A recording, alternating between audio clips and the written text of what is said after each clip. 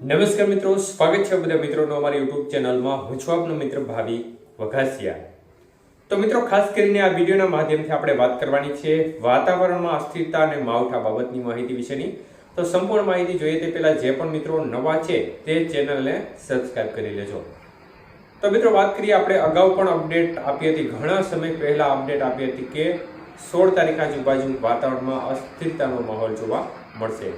તો તે મુજબ આજથી ખાસ કરીને મિડ લેવલમાં ભેજનું પ્રમાણ વધ્યું છે, જેને પરિણામે સૌરાષ્ટ્રના ભાગો છે અને દક્ષિણ ગુજરાતના ભાગોમાં આપણે રાત્રિથી વાદળોનું પ્રમાણ જોવા મળી રહ્યું છે. અને આપણે અગાઉ પણ કહ્યું હતું કે 16 અને 17 આજુબાજુ થોડો માહોલ છે તે બગડી શકે છે, એકંદરે વાતાવરણ થોડું બગડી શકે છે. તો તે પ્રકારે આજે માહોલ છે તે થોડો ગરમાયો છે, જેને પગલે એક પ્રકારે વાદળછાયું વાતાવરણ જોવા મળી રહ્યો છે અને ઠંડીનો ચમકારો છે તેમાં આંશિક ઘટાડો જોવા મળી રહ્યો છે.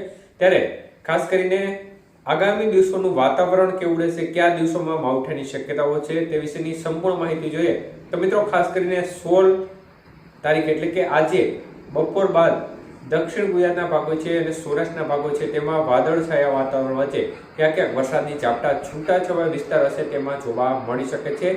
ખાસ કોઈ ભારે માવઠાનું જોખમ છે નહીં. કાલે બપોર બાદ એટલે કે 17 તારીખની બપોર બાદથી ફરીથી વાતાવરણ ચોખ્ખું થઈ જશે અને ફરીથી 20 તારીખ આજુબાજુથી વાતાવરણમાં અસ્થિરતાનો માહોલ જોવા મળશે. 20, 21, 22, 23 અને 24 આ તારીખોના અમુક દિવસો દરમિયાન ફરીથી વાતાવરણ અસ્થિર બનશે, વાદળછાયું વાતાવરણ જોવા મળશે, છૂટાછવાયા ભાગોમાં ક્યાંક ક્યાંક ઝાપટા પણ પડશે. તે પ્રકારનો અત્યારે માહોલ દેખાઈ રહ્યો છે. એટલે ખેડૂત મિત્રોએ અત્યારે ખુલ્લામાં તમારો પાક પડ્યો હોય તો ચોક્કસપણે તેમને ખાસ કરીને યોગ્ય વ્યવસ્થા કરવી, ઢાંકી દેવો, અથવા તો ખાસ કરીને આપણે હાજર રહેવું પાક પાસે. કારણ કે ક્યારે પણ એવું વાતાવરણ બને, આપણે પાક ખુલ્લો રાખ્યો હોય અને એવું વાતાવરણ હોય, ક્યાંક છાંટા કરતા હોય તો આ સંજોગો દરમિયાન આપણે આપણા પાકને નુકસાનીથી બચાવી શકીએ. એટલે આ પ્રકારની આયોજન કરવું. અને ખાસ કોઈ ભારે માવઠાનું જોખમ નથી, એટલે કોઈ એવો ડર ના રાખો કે ભારે માવઠું થશે, ખેતરોમાં પાણી નીકળી જશે. તે પ્રકારના માવઠાનું જોખમ અત્યારે દેખાઈ રહ્યું નથી, પરંતુ સામાન્ય અસ્થિરતા છે. અને ખાસ કરીને અત્યારે એક સિસ્ટમ છે તે પણ ભારતના દક્ષિણી ભાગે શ્રીલંકા નજીક જોવા મળી રહી છે. જો કે એ સિસ્ટમની અસર આપણે બિલકુલ થવાની નથી.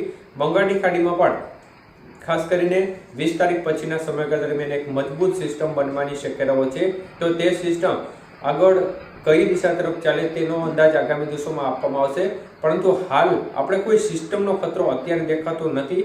વાતાવરણ ચોક્કસપણે અસ્થિર જોવા મળશે, વાદળો છવાશે, સામાન્ય ઝાપટા કે છાંટાછૂટી અમુક વિસ્તારમાં જોવા મળશે.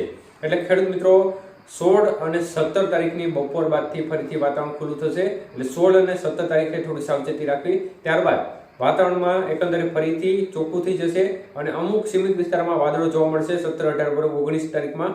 પરંતુ 20 થી 25 તારીખ વચ્ચેના સમયગાળા દરમિયાન જે વાતાવરણ છે તેમાં થોડી અસ્થિરતાનું પ્રમાણ થોડું વધે તે પ્રકારની શક્યતાઓ અત્યારે દેખાઈ રહી છે.